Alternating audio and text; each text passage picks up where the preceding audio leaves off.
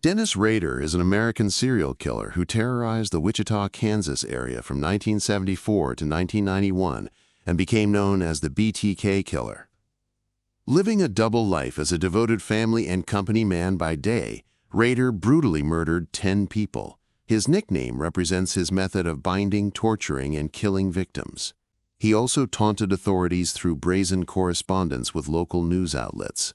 Rader's alter ego resurfaced in 2004, and his penchant for leaving clues led to his arrest.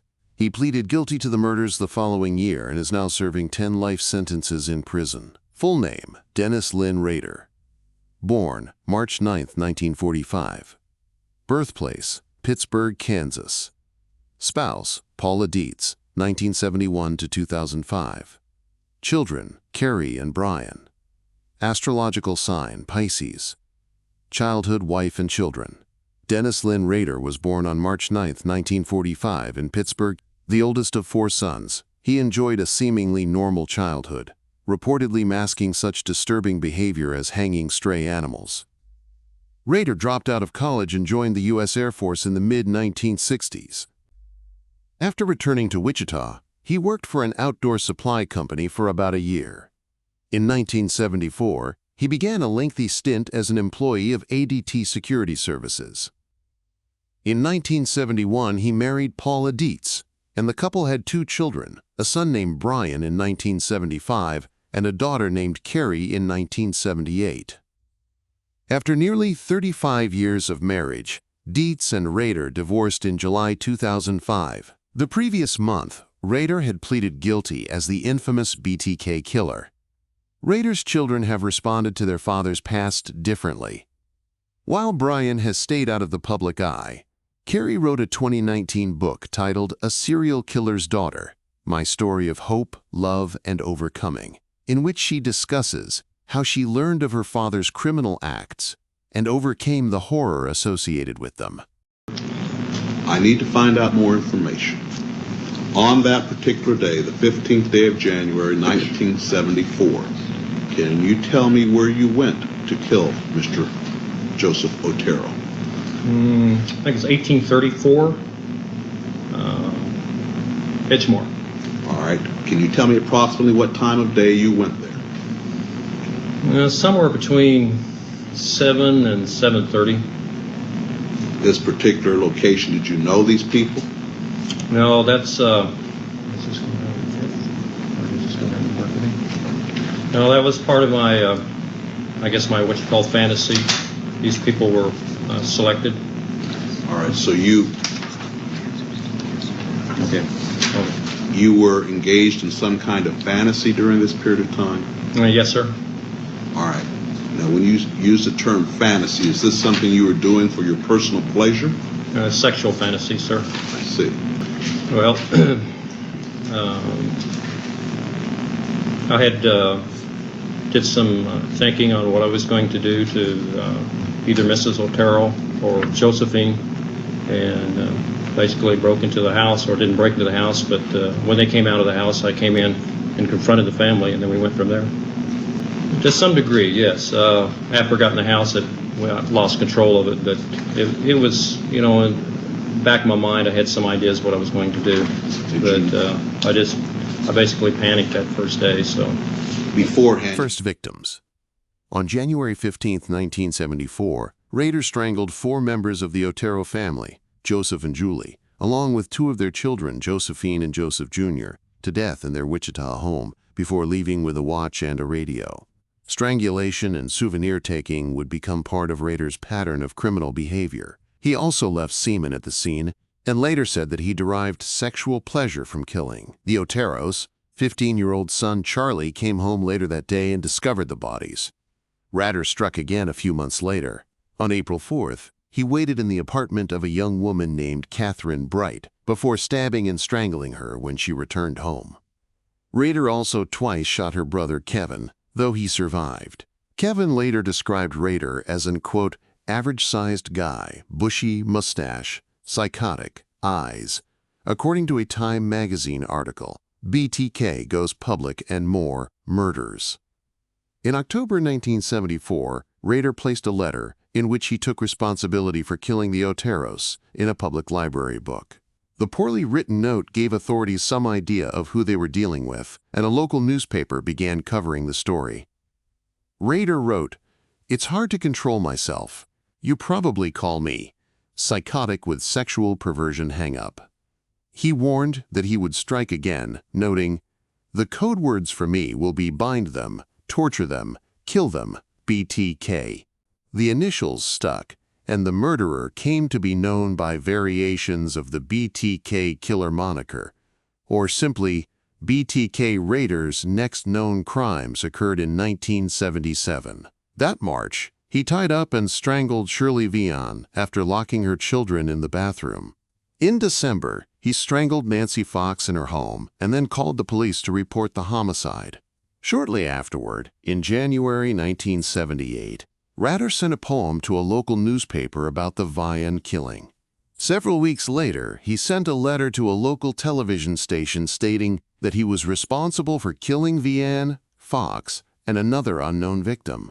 He also made allusions to several other notorious killers, including Ted Bundy and David son of Sam Berkowitz. I thought Mrs. Otero and the two kids, the two younger kids, were in the house. I didn't realize Mr. Otero was going to be there.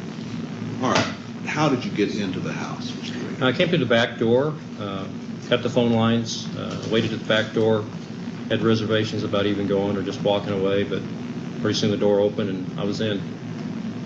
All right, so the door opened, was it open for you or did somebody? I think one of the kids, I think the junior, or not junior, yes, the young girl, Joseph, opened the door. He probably let the dog out because the dog was in the house at that time. All right, when you went into the house, what happened then? Well, I confronted the family, pulled a pistol, confronted Mr. Otero, and asked him to, that I was there to, basically, I was wanted to get the car. I was hungry, food, I was wanted, and asked him to lie down in the living room. And at that time, I realized that wouldn't be a really good idea. So the dog was a real problem, so I asked Mr. Otero if he could get the dog out. So he had one of the kids put it out. And then I took him back to the bedroom. You took who back to the bedroom? The family, the bedroom, the 4 members. All right, what happened then? At that time, I tied him up. While still holding him at gunpoint? Well, in between tying and yes. Yeah. All right, after you tied them up, what occurred? Well, they started complaining about being tied up, and I re-loosened the bonds a couple of times, tried to make Mr. Otero as comfortable as I could. Apparently had a cracked rib from a car accident, so I had him put a pillow down for his head, had he put I think he's Parker or a coat underneath him. They talked to me about giving the car and whatever money. I guess they didn't have very much money. And there I realized that, I didn't have a mask on or anything. They already could ID me, and made a decision to go ahead and put them down, I guess, or strangle them. All right, what did you do to Joseph Otero Sr.? Joseph Otero? Yeah, Okay. Joseph Otero Sr., Mr. Otero, the father.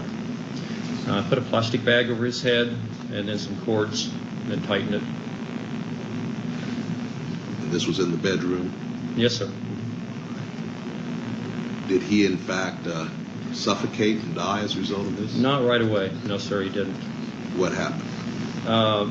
Well, after that, I did Mrs. Otero. I had never strangled anyone before, so I really didn't know how much pressure you had to put on a person or how long it would take. But was she also tied up there in the yes, bedroom? yeah, both her hands and their feet were tied up. She was on the bed. Where were the children? Josephine was on the bed and Junior was on the floor at this time. So we're talking first of all about Joseph Otero. So you had put the bag over his head and tied it, and he did not die right away. Can you tell me what happened in regards to Joseph? He moved over real quick, and I think tore a hole in the bag, and I could tell that he was having some problems there. But at that time, the whole family just went, they went panicked on me, so I worked pretty quick. I got What did Mrs. you worked pretty quick. Well, What I mean, did you do?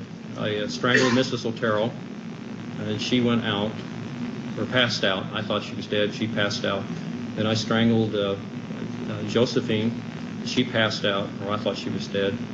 And then I went over and put a bag on Junior's head, and then if I remember right, Mrs. Otero came back. She came back and. Sir, let me ask you about Joseph Otero Sr. You Senior? indicated he had torn a hole in the bag. Mm-hmm. And what did you do with him then? I put another bag over it, or either that or if I recollect, I think I put either a cloth or a T-shirt or something over his head, and then a bag. Despite his cat-and-mouse game with authorities, Rader was reportedly an attentive husband and able to keep the lid on his secret murderous life. In 1979, Rader graduated from Wichita State University with a degree in administration of justice. Still, he continued to taunt authorities and appeared to be poised to strike again. In April 1979, Rader waited in an elderly woman's home but left before she returned. He sent her a letter to let her know that BTK had been there. In an effort to catch him, the authorities released the 1977 recording of his phone call to police, hoping that someone might recognize the voice. After several years without a known crime, Rader killed his neighbor Maureen Hedge on April 27, 1985. Her body was found days later on the side of the road. The following year, he killed Vicki Wagerly in her home. His final known victim, Dolores Davis, was taken from her home on January 19, 1991. Return, arrest, and imprisonment. Over the next several years, BTK dropped off the map as Rader focused on work and family life. He had left ADT in the late 1980s and started working for the Wichita suburb of Park City as a compliance supervisor in 1991. In his new position, Rader was known to be a stickler for the rules. He measured the height of people's lawns and chased stray animals while toting a tranquilizer gun. According to reports, Rader took pleasure in exerting his limited authority over his neighbors and other members of the community. He was also a Boy Scout troop leader and president of his church council. With many news stories marking the 30th anniversary of the Otero murders, BTK resurfaced in 2004. Rader sent local media outlets and authorities several letters filled with items related to his crimes, including pictures, a word puzzle, and an outline for the BTK story. He also left packages with clues, including a computer disk that ultimately led authorities to Rader's church. Investigators also noticed his Jeep on security tapes of some of the package drop-off areas and cemented their case by obtaining a DNA sample from Rader's daughter. Rader was arrested on February 25, 2005, and later charged with 10 counts of first-degree murder. His neighbors and fellow church members were stunned by the news, unable to believe that the man they knew was the serial killer that had haunted the area for so long. Rader pleaded guilty to all of the charges on June 27, 2005. As part of his plea, he gave the horrifying details of his crimes in court. Many observers noted that he described the gruesome events without any sign of remorse or emotion. Because he committed his crimes before the state's 1994 reinstatement of the death penalty, Rader was sent to El Dorado Correctional Facility to serve his 10 life sentences.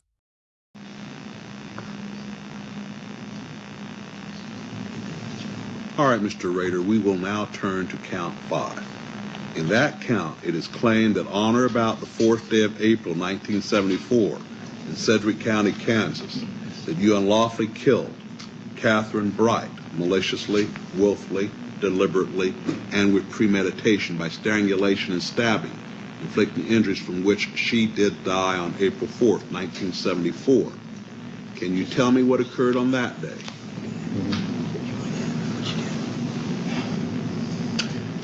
I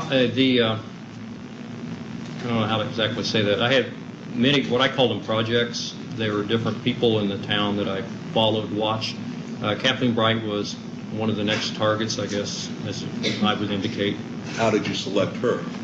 Just driving by one day, and I saw her go in the house with somebody else, and I thought that's a possibility. There was many places in the area, College Hill, they're all over Wichita. But anyway, it just was basically a selection process. Work toward it. If it didn't work, I'd just move on to something else.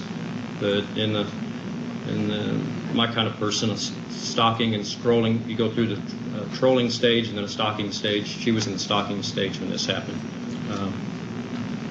All right, sir. So you identified Catherine Bright as a potential victim. Yes, sir. What did you do here in Sedgwick County then?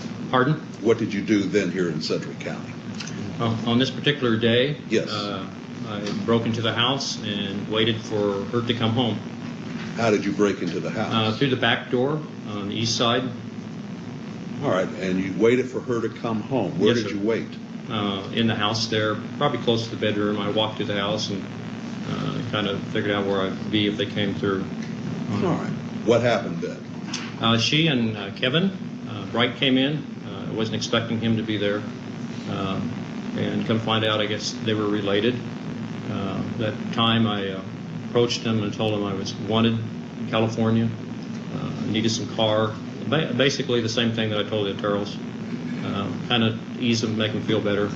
And proceeded to, I think I had him tie her up first, and then I tied him up, or vice versa. I don't remember right now.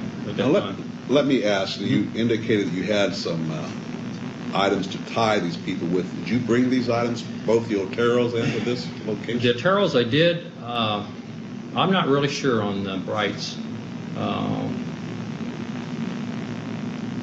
There was some, when I was working with the police, there was some controversy on that.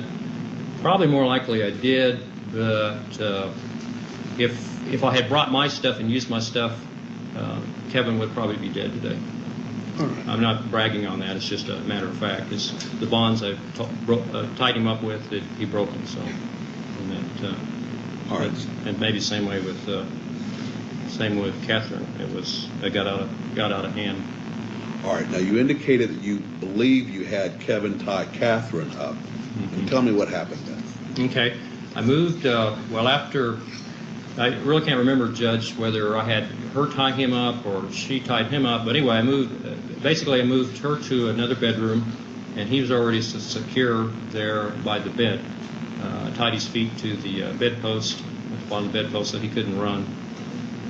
Kind of tied her in the other bedroom, and then I came back to strangle him. And at that time, we had a fight. Were you armed with a handgun at that time also? Yes, I had a handgun. What happened when you came back? I actually had two handguns. When I started strangling, either the barrel broke or he broke his bonds, and he jumped up real quick like. I pulled my gun and quickly shot him. I hit him in the head. He fell over. I could see the blood, and as far as I was concerned, I thought he was down and was out, and then went and started to strangle Catherine. And then we started fighting because bonds weren't very good, and so back and forth we fought. You and Catherine? Yeah, we fought. And I got the best of her, and I thought she was going down, and then I could hear some movement in the other room. So I went back, and Kevin, no, I thought she was going down, and I went back to the other bedroom where Kevin was at, and I tried to re-strangle him at that time, and he jumped up, and we fought, and he at that time shot me because he got the other pistol that was in my shoulder here. I had my Magnum in my shoulder. So shoulder holster? Did you have it in a shoulder holster? Yes, and I had the Magnum in my shoulder holster. The other one was a .22. Decades-old personal writings from Dennis Rader, the self-proclaimed BTK serial killer, have led local Oklahoma law enforcement to believe he is the, quote, prime suspect in a missing persons case from 1976. Rader has been linked to the missing persons case of 16-year-old Cynthia Dawn Kinney, who was last seen at a local laundromat in June of that year in Pawhuska, Oklahoma, about 2 hours from where Rader lived and owned land in Kansas, according to Osage County Undersheriff Gary Upton. The prolific killer, who pleaded guilty in 2005 to 10 murders committed in the Wichita area from 1974 to 1991, is serving 10 life sentences in prison. Since January, Osage County Sheriff's Office investigators have pored over Ratter's written works, which were first found when he was arrested in 2005, looking for links to local unsolved crimes, according to Upton. Investigators recently obtained the materials from Wichita police, including recovered journals and an unpublished book manuscript, to review for their cold case and unsolved crimes investigations. Rader, who is known to have labeled his criminal endeavors as projects, referenced a project titled Bad Wash Day in a journal entry about a time period in 1976 recently made public by the sheriff's office. "Laundromat were a good place to watch victims and dream," Rader wrote in the entry. The brunette was the target.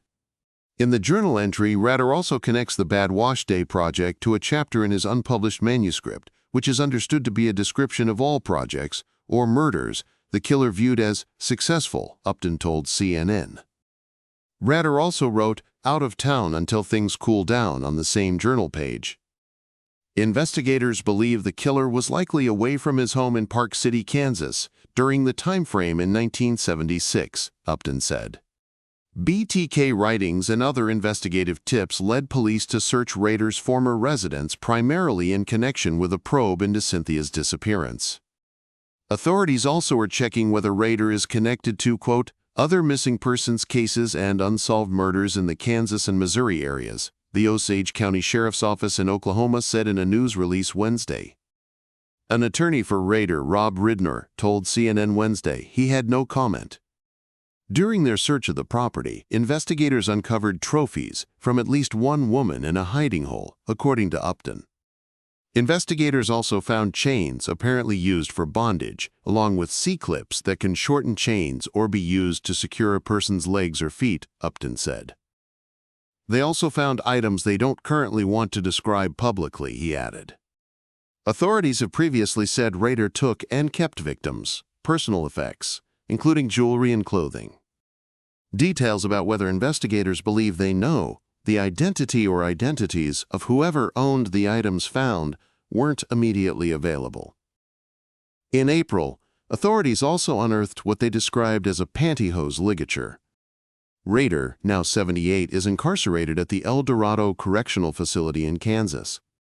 When he admitted to the killings, the dedicated churchgoer and married father of two described in court how he chose and stalked his victims before killing them. In more than one case, the killer said he took Polaroid photos of his victims. As Rader went uncaught for decades, he mailed cryptic letters to the media and investigators, a practice that ultimately led to his capture. Rader was arrested in 2005 after police traced a floppy disk he mailed to a local TV station to a computer at his church. Investigators then determined that Rader's DNA matched the killer's. Rader's daughter, Carrie Rawson, has been offering volunteer assistance to investigators in the Kinney case and a probe into an unsolved killing in Missouri, and was aware of the search on her former childhood home. One time, and I thought it was going to go off. I jammed the gun, stuck my finger in there, jammed it, and I think he thought that was the only gun I had, because once I either bit his finger or hit him or something got away, and I used the .22 and shot him one more time. And I thought he was down for good that time. All right, so you shot him a second time. Yes, sir. What happened then? Went back to finish the job on Catherine, and she was fighting. And at that point in time, I've been fighting her. And then I heard some. I don't know whether I was basically losing control. The strangulation wasn't working on her, and I used a knife on her. You say you used a knife on her. Yes. What did you do with the knife? I stabbed her. She said either stabbed 2 or 3 times, either here or here.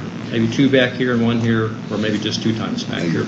You were pointing to your lower back and your underneath the ribs. And your lower abdomen. Yeah, underneath the ribs, up underneath the ribs. So after you stabbed her, what happened? Actually, I think at that point in time, well, it was a total mess, because I didn't have control on it. She was bleeding. She went down. I think I just went back to check on Kevin, or at that basically same time I heard him escape. It could be one of the two. But all of a sudden the front door of the house was open and he was gone. And I tell you what I thought. I thought the police were coming at that time. I heard the door open. I thought, no, that's it. And I stepped out there, and I could see him running down the street. So I quickly cleaned up everything that I could and left. All right, now, Mr. Rader, you indicated that at the Oteros you did not have a mask on. Did you have a mask on at the Brights? No, I didn't. All right, so what happened then? I tried. I already had the keys to the cars, and I thought I had the right key to the right car. I ran out to their car. And I think it was a pickup out there, and I tried it. Didn't work. And at that point in time, he was gone, running down the street. I thought, yeah, I'm in trouble. So I tried it. Didn't work. So I just took off, ran. I went east, and then worked back toward the WSU campus where my car was parked. All right, so you had parked your car at the Wichita State University Yes, sir, campus? on the campus, How far away was the Brights residence? Oh, I parked, was that 13th? And they were on 13th. Was it 17th? Yeah. I was just about 1 block south of 17th where the car was. There's a park there. I parked by that park. And then I walked to 13th to the Brights residence. So I basically ran back. All right, so you were able to get to your car and get away. Yes, sir. Now let's turn to count number 6. In that count, they claim on March 17, 1977, in Sedgwick County, Kansas, that you unlawfully killed Shirley Vian maliciously, willfully, deliberately, and with premeditation by strangulation, inflicting injuries from which she did die on March 17, 1977. Can you tell me what you did on that day? As before, Vian was actually on that one, she was completely random. There was actually someone across from Dillon's was a potential target. It was called Project Green, I think. I had project numbers assigned to it. And that particular day, I drove to Dillon's, parked in the parking lot, watched this particular residence, and then got out of the car and walked over to it. It's probably the police report, the address. I don't remember the address now. Knocked, nobody answered it. So I was all keyed up, so I just started going through the neighborhood. I'd been into the neighborhood before. I kind of knew a little of the layout of the neighborhood. I've been through the back alleys, knew where some certain people lived. While I was walking down Hydraulic, I met a young boy and asked him if he could ID some pictures. Kind of as a rust, I guess, a ruse, as you call it, and kind of feel it out. And saw where he went. And I went to another address and knocked on the door. Nobody opened the door, so I just noticed where he went and went to that house, and we went from there. Now, you call these projects, were these sexual fantasies also? Potential hits. In my world, that's what I call them. All right. So They're you called went, projects, hits. all right, and why did you have these potential hits? Was this to gratify some sexual interest? Or? Yes, sir. I had a lot of them, so it's just if one didn't work out, I just moved to another one. All right. So, as I'm to understand it, then on the 17th of March, 1977, you saw this little boy go into a residence, and you tried another residence. No one was there. You tried another residence. No one was there, so you went to the residence with the little boy. Yeah. And I watched where he went. What happened then? After I tried this once residence, nobody came to the door. I went to this house where he went in, knocked on the door, and told him I was a private detective. Showed him a picture that I had just showed the boy, and asked him if they could ID the picture. And at that time, I had the gun here, and I just kind of forced myself in. I just walked in, just opened the door, walked in, and then pulled a pistol. What gun? What pistol? 357 Magnum. So you only had one gun with the pistol? Yes, sir. What happened then? I told Mrs. Vian that I had a problem with sexual fantasies, that I was going to tie her up, and that I might have to tie the kids up, and that she would cooperate with me at that time. We went back. She was extremely nervous. I think she even smoked a cigarette. And we went back to one of the back areas of the porch, explained to her that I had done this before. And I think at that point in time, I think she was sick because she had her night robe on. And I think if I remember right, she had been sick. And I think she came out of the bedroom when I went in the house. So anyway, we went back to her bedroom, and I proceeded to tie the kids up, and they started crying and got real upset. So I said, "Oh, this is not going to work." So we moved them to the bathroom. She helped me, and then I tied the door shut. We put some toys and blankets and odds and ends in there for the kids, make them as comfortable as we could. We tied one of the bathroom doors shut so they couldn't open it, and she went back and helped me shove the bed up against the other bathroom door. And then I proceeded to tie her up. She got sick, threw up, got her a glass of water, comforted her a little bit, and then I went ahead and tied her up, and then put a bag over her head and strangled her. Thank you for joining 12 Gauge Investigative in the beginning story of BTK, or the Bind, Torture, Kill Killer. Tune in tomorrow for a continuum of more to come. More of the interview and details of his deadly rampage. Thank you for listening. I am 12 Gauge. Be safe and watch your 6.